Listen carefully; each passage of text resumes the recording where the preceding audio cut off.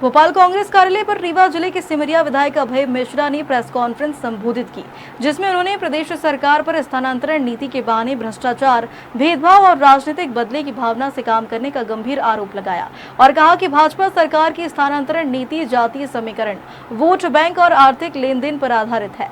नीति में पारदर्शिता और निष्पक्षता का पूर्ण अभाव है। इसके साथ ही मिश्रा ने दावा किया है कि सिमरिया क्षेत्र में सड़क, बिजली, पानी और स्वास्थ्य जैसी मूलभूत सुविधाओं के कार्य जानबूझकर रोके जा रहे हैं। भारतीय जनता पार्टी के विरुद्ध हम ये हमेशा नारा देते हैं, कार्यक्रम करते हैं कि संविधान बचाओ। भारतीय जनता पार्टी जहाँ भी है सरकार में संविधान का हनन कर रही है। इसका मतलब ये नहीं कि वो संविधान की किताब को फाड़ रही है, वो ऐसे कृत्य कर रही है जो संविधान के विरुद्ध है। बहुत सारे ऐसे मामले आपके सामने आ चुके हैं। संविधान ही हमको कई तरह के अधिकार देता है। इसी में लोकतांत्रिक व्यवस्था जो है, इसमें जनता के वोट के माध्यम से चुनाव होता है। हम विधायक चुने जाते हैं, सांसद चुने जाते हैं, विधायकों के माध्यम से सरकार बनती है, मुख्यमंत्री का निर्माण होता है। पक्ष और विपक्ष के आधार पर जिनकी संख्या अधिक होती है, विपक्ष की भी भूमिका होती है। हम भी कमेटियों में रहते हैं, विभिन्न सारी समितियों में विपक्ष भी होता है, पक्ष भी होता है। उन्हें तनख्वाह मिलती है, हमें भी मिलती है, उनको भी विधायक निधि मिलती है, हमें भी मिलती है।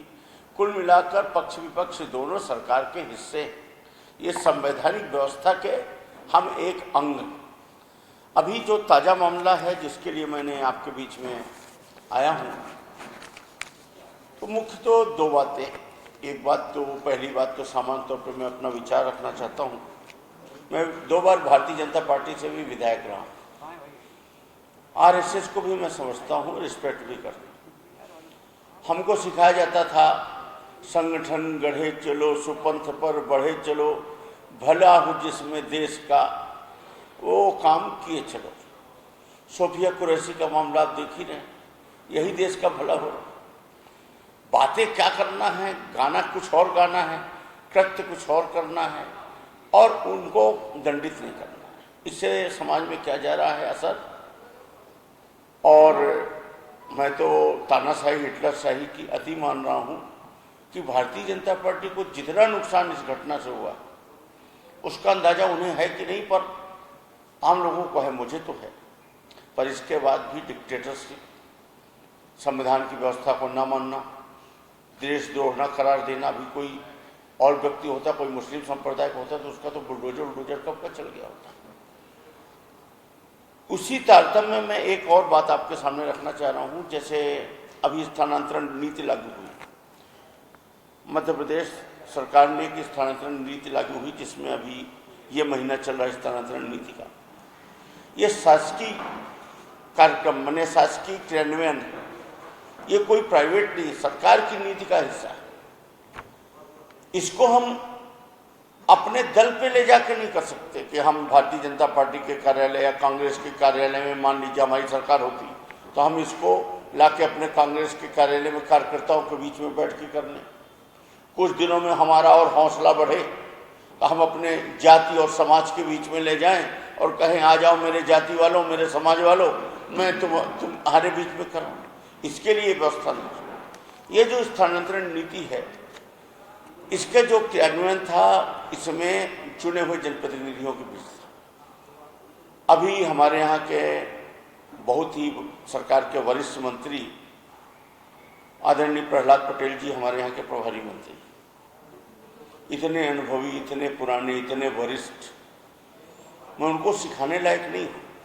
कोई नौसिखिया ऐसी हरकत करे तो एक बार बात समझ में आती है, पर इतने वरिष्ठ मंत्री होकर यदि संवैधानिक व्यवस्था या कह ले वैधानिक संवैधानिक मर्यादाओं का पालन नहीं करेंगे तो क्या होगा और लोग उससे क्या सीखेंगे।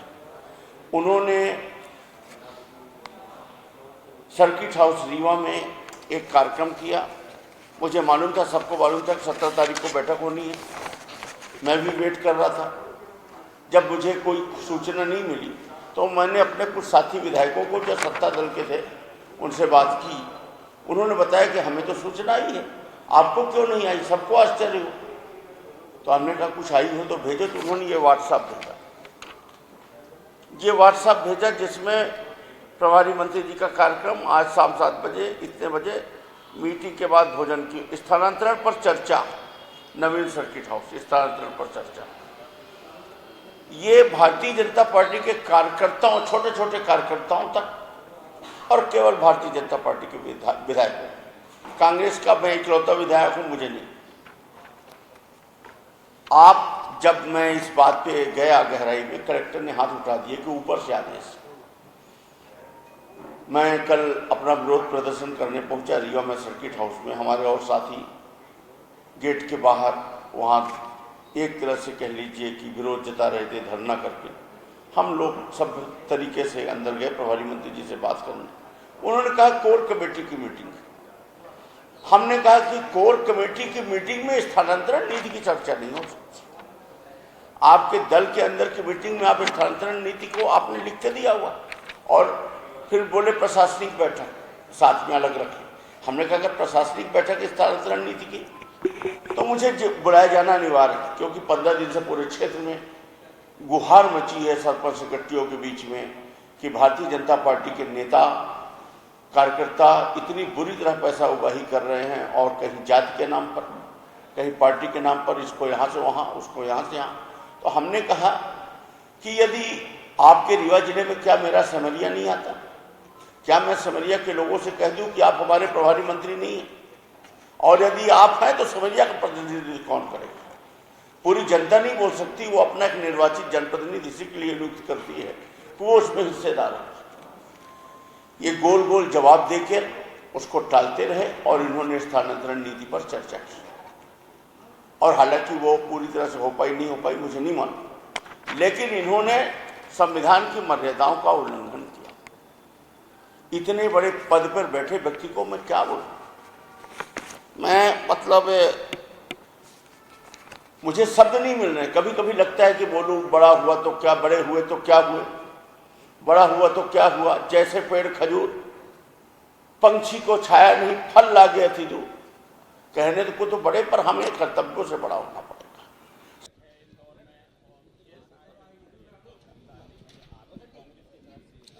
मैंने अभी कहा था, अभी मैं फिर से आपको दोहरा देता हूं। मैं 2 बार बीजेपी से एबले रहा हूं, आरएसएस से भी मेरा बहुत जुड़ाव रहा है। हम लोग एक गीत गाया करते थे, संगठन गढ़े चलो, सुपंथ पर बढ़े चलो, भला हो जिसमें राष्ट्र का वो काम किए चलो। यही राष्ट्र का भला हो रहा। शुद्ध शुद्ध देशद्रोह का बयान है। आरएसएस बैठी है जो पीछे से कमांड कर रही, भारतीय जनता जैसी पार्टी, और कोई कार्रवाई नहीं हो रही। क्या राष्ट्र बड़ा है या वोट?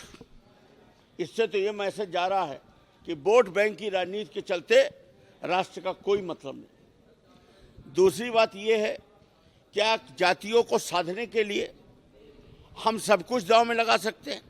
आपके सामने एक उदाहरण है, इसकी तो जितनी निंदा की जाए, और इसमें विजय शाह को क्यों दोषी मान रहे हैं? आप तो पूरी उस व्यवस्था को दोषी मानिए ना, भारतीय जनता पार्टी से लेकर राष्ट्रीय स्वयंसेवक संघ तक। बाकी अभी कोई यही बयान अगर कोई गरीब मुस्लिम दे दिया होता या किसी और से हो गया होता तो उसका तो घर तोड़ डालते, उसको तो देश से निकाला कर देते। यहाँ पर कहाँ कुछ हो रहा।